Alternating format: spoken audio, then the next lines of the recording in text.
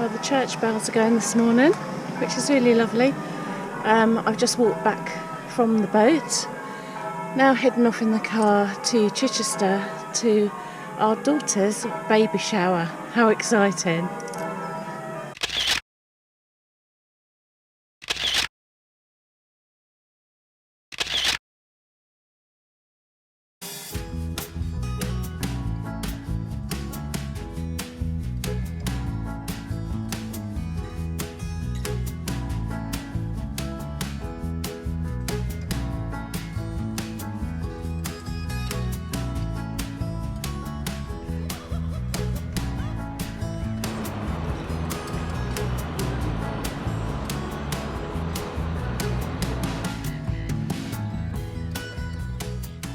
Hello. Hello. And welcome back. Yeah, welcome back. It's been a couple of weeks. It has indeed, but a couple of busy weeks. Disclaimer, if you can hear crunching or panting noises, it's not Julie, it's the dogs. They have been out for a run and now they've decided they want to eat. And of course they always want to eat when we make videos. Yeah, always. Always. They always have to be near us. So, a busy week. Busy couple of weeks. Busy couple of weeks. You've been down the engine bay. I have, yeah. Oh, honestly, if you'd seen me, well, you will see me. It was majestic. It was like majestic. I would say so. It was like that one of those scenes from the A-Team. Right. You know when they go in a barn, yeah, and they've got like an old bath chair, some old toilet roll within the tubes, and some sticky back sellotape. Yeah. And they come out with like a anti-tank, semi-amphibious people carrier. Well, that was me. I was like Mr. T. I was cable tying, and I was just basically using what's there, using the old grey matter to try and solve a problem. And Can we say a massive thank you to Jonathan, who really got us out of a tight corner? I did the cable ties. You did the cable ties, but he did the soldering and everything else. So thank you, Jonathan. Yes, thank you very much, Jonathan. Much appreciated, although my cable tying was superb. So you'll see some footage of me in the engine bay fixing some things. Yeah. You don't see that very often. You don't. Can I also say a huge thank you to everyone who bought our calendar. I've got one here I made earlier. We've been really chuffed with how far it's gone. It's been a great success. So thank you so much if you've ordered these. Yes, and thank you for your patience as well, because it's been a little while coming out to you. But there is still plenty of time for the end of the year, isn't there? Yes, absolutely. So still plenty left. We've done a rerun of the book.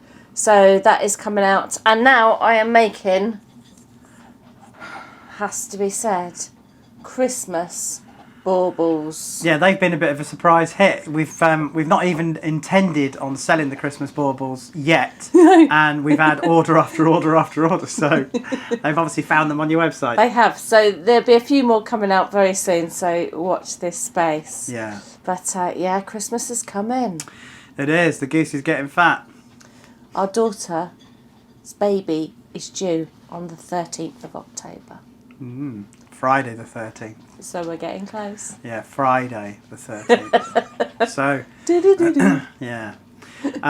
So we're looking forward to that massively. We'll be down next Friday to support, won't we? Yes, we will indeed. Yeah, to look after the dogs whilst they're in hospital. Yeah. So, yes. Absolutely. But you'll find out that next week. There's a clip of the baby shower as well in this one. There is. is. Actually, when you watch us now, you'll have seen the clip of the baby shower probably, because it's at the very beginning of the video. Ah, and this is at the end, is it? No, this is just after Oh, the okay. intro. Okay. So. I know nothing. Nothing. Anyway, right, so I think we should just say, without further ado, roll VT. Yeah, enjoy. Enjoy. Oh, it's Hannah.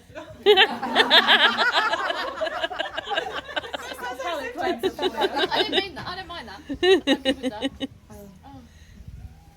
Oh. You have to give me. Right, Sorry, I got overexcited. Right, who is this? No, it's not you. If you don't know now. It's not you. It's going for different directions. Help me. Right, sit down. Was it Jack? I know it. I can sense it because he does it in a very looming way. He's not positively there. He's there for malice.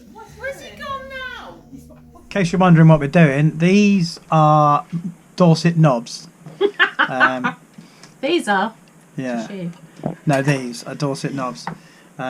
They were given to us by a Dorset man called James, who's one of our subscribers and patrons. We're about to try them for the first time. We've been a bit confused as to what to do with them, but Julie has finally worked out how we eat them. So anyway, I'll show you the packet. It actually is a Dorset knob. Alexa, stop. They've been around since 1880. They're effectively a byproduct of too much bread dough, and they're baked and then hardened and then taken out into the fields by farmhands and used for sustenance the following day. So we're going to try them with our cheese and crackers tonight. So, Julie? Let me show you how hard these are. They are hard. Hard or stale? Hard. Can you go down a bit, Mark?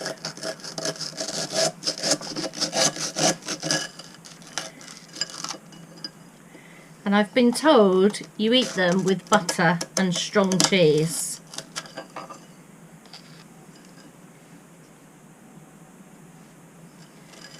So, butter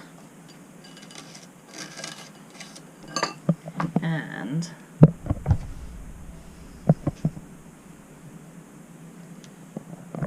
some cheese. Do you have to do that? I've got 2 pairs of glasses on again, look.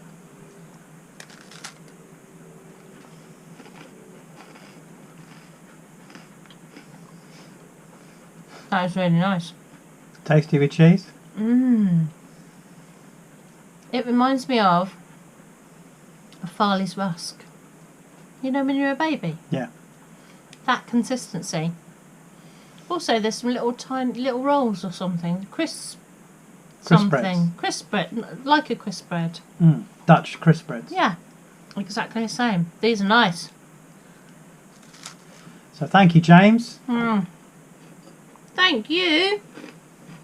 Okay, so you may know from some of our previous videos that we've been having a little bit of engine trouble. It seems to be that the boat's getting to that age now where things are starting to go wrong. So, and I don't mean like, you know, from neglect or whatever, but it's just, you know, bits wear out on the engine as they do on any mechanical thing. Now, I'm not the best with engines. I struggle sometimes because I have no mechanical knowledge. I've learnt how to service the engine, and I've learnt a new skill this week as well. I'm going to show you in some footage in a minute.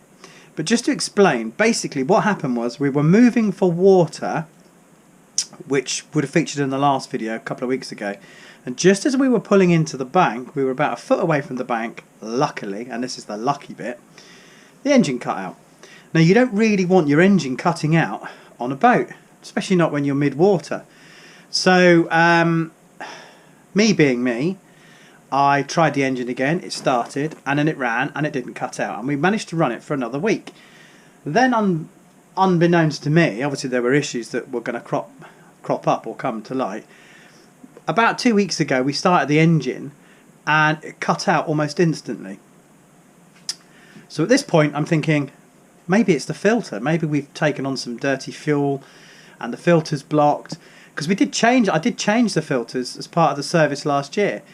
So I emptied the filter, the primary fuel filter, and it was gunked. It was full of black gunk. Unfortunately, I don't have a spare to replace it with. I have ordered one and it hasn't come yet. So I've had to put that one back on. But I mean, I've managed to clean out a lot of the gunk from the filter. That's what I thought was the problem, because the primary fuel filter was dirty, but the secondary fuel filter was clean. So you immediately assume that the fuel filter is blocked before it feeds through to the secondary fuel filter. Not so. I will show you what the problem is. So before I start work on the engine, I need to get my tools together. So I have my socket set. I have the new whatever it is that was wrong, which I will reveal. I have my trays to drain the fuel filter, and I have in here my shock absorbing engine mounts. I've got my toolkit. I think I'm about ready. Let's get started. This will be fun. Now, by the way, I should point out this is a Mark's tutorial, not an expert's tutorial, but I think you might find it interesting. Okay, first things first, you need to change into an old top. We've got the engine bay cover lifted. So, let's get ready to get in. Hopefully, you can see it now in the down position.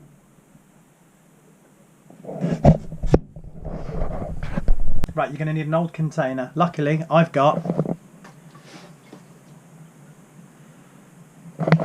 an old oil container. It's already got some diesel in it from when I emptied out the filter last week or the week before. So what we're going to do is we've isolated the fuel line and we're going to disconnect the fuel lines from the lift pump. It's going to be a bit messy, but hopefully we can capture most of it in the container. The first thing we're going to do is loosen the Jubilee clip that attaches the fuel line to the lift pump. Now, I'm going to get a bit of leakage here, so we want to try and be as quick as we can when we pull this apart, because there's going to be fuel in the pump that's going to drain into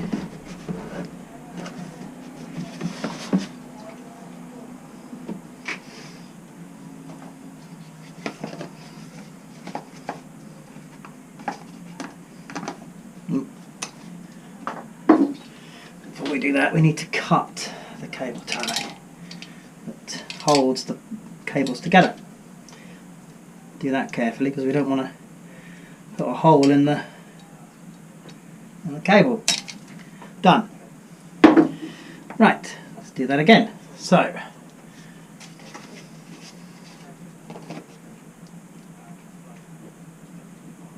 there we go. Let's gently coax it.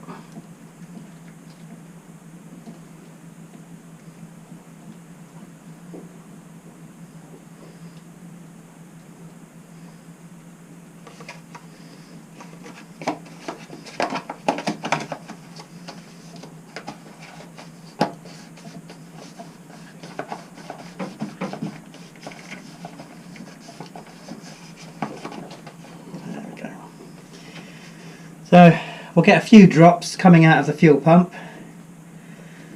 While that's doing that, I'm going to empty what's in this fuel line into this bucket.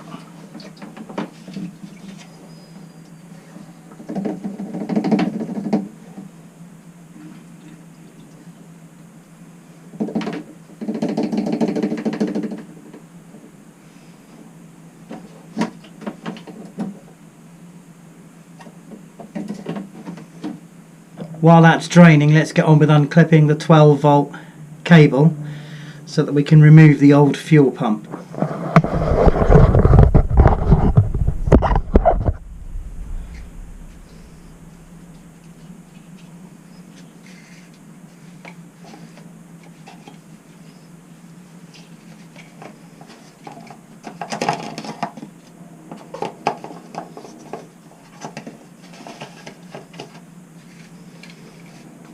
Do that now. Should be a little clip on the side here that does that. It says. There it is.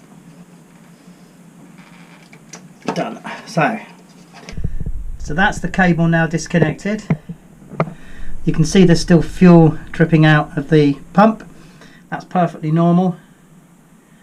Obviously the pump's full of the diesel that was in the system. So what we've got to do now is unbolt this cable so that we can then drain the fuel that's in this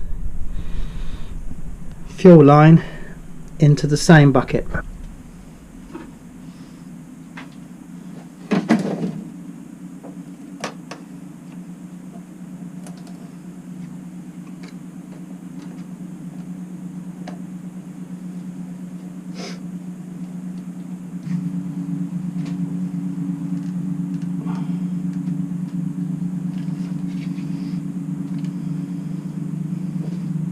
Just before I remove that cable or that fuel line, I'm going to cut the fuel filter free from its cable ties, which are currently temporarily holding it in place.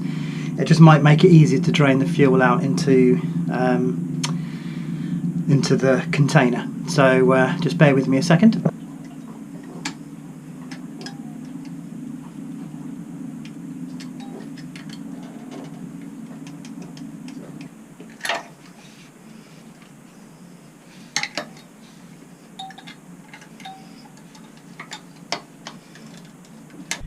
Okay, that's the cable ties cut. So the fuel filter, oh sorry, the fuel pump is now free. You can see it moving. So it's going to catch the last few drops before I take out that pipe.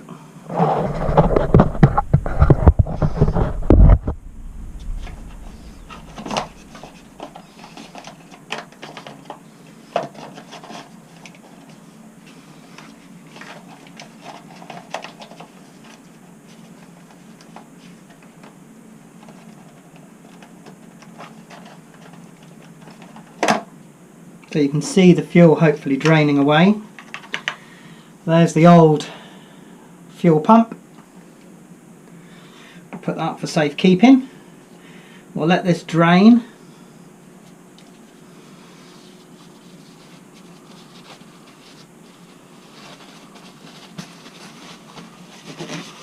It's important to wipe any diesel off your hands if you can, and remember to wash them afterwards.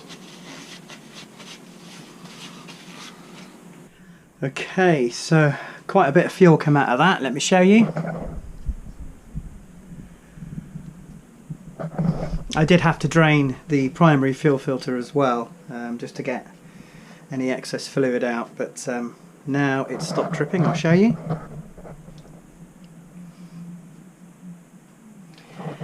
And you can see we've got the fuel pump is free. There's the problem. That's the super glue and the soldering done by Jonathan. Brilliant job. Got us through the worst anyway until the new pump came. So it's time to fit the new pump. Before we get down to the nitty gritty, I just want to show you what else you're going to need if you're going to replace the fuel pump. You're going to need a shock absorbing mount, so like a pump mount or an engine mount. You can buy them on Amazon. They're quite cheap. They're about £10. These particular ones are M6 size, and this is an L18. So M6, and I think that means it's the size of the thread, and the 18 is the length, I believe, of the thread. So we're replacing like for like. They've got like a rubber shock absorber here, which helps to absorb any motion when the engine's running to keep the fuel pump from shearing off again, which is unfortunately what it did do to cause the problem in the first place. So obviously the simple mount here was what sheared or perished, and that's what caused it to break free. So, but let's fit these. I should point out at this stage it's always handy to have a puppy pad and some kitchen roll, because you still get leaks and you still get spills, etc. I mean, classic example there, I've just thought I'd emptied the fuel line, and then when I went to fit the new pump to the fuel line, you'll see it there. So that's now attached to the fuel line that attaches to the primary fuel filter. Diesel started trickling out, so I'm going to put this puppy pad down to catch any drips and spills. Also, when you're fitting the new pump, it's easier to fit it to the anti-shock absorbing mounts, fit them to the pump itself, so that you can then bolt them to the chassis. So that's what I'm going to do. I'll show you what I mean in a minute. That is the new fuel lift pump attached onto the little anti-vibration grommets, bolted down connected Jubilee clips in so that the fuel line won't go anywhere. With a bit of luck, that should hold it in place. Keep your fingers crossed. And she works!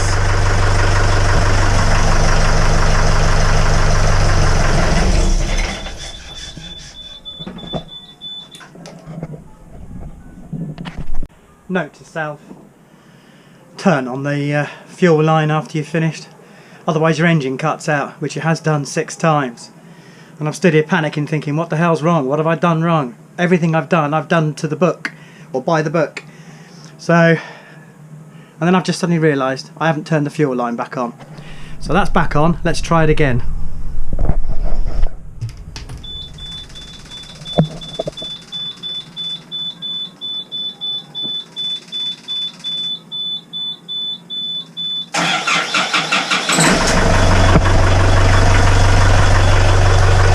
Okay, so far so good. The only thing that might affect it is air in the fuel line. Hopefully, fingers crossed, there's no air in the fuel line.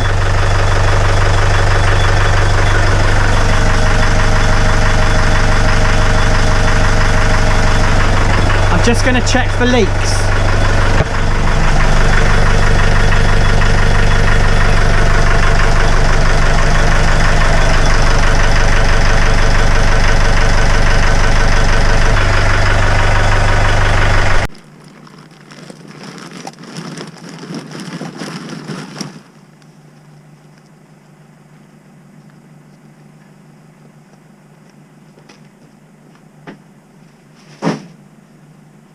Off to the post office today with these 2 parcels, and then on to the framers to pick up the painting.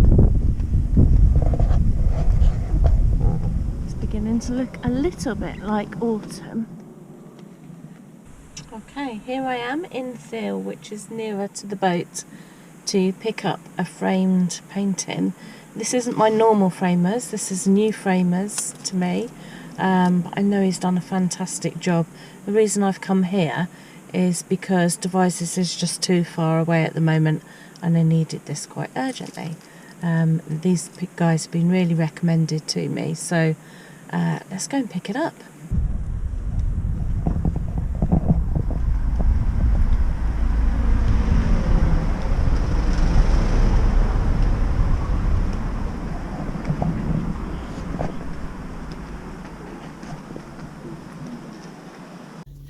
So here it is, all strapped in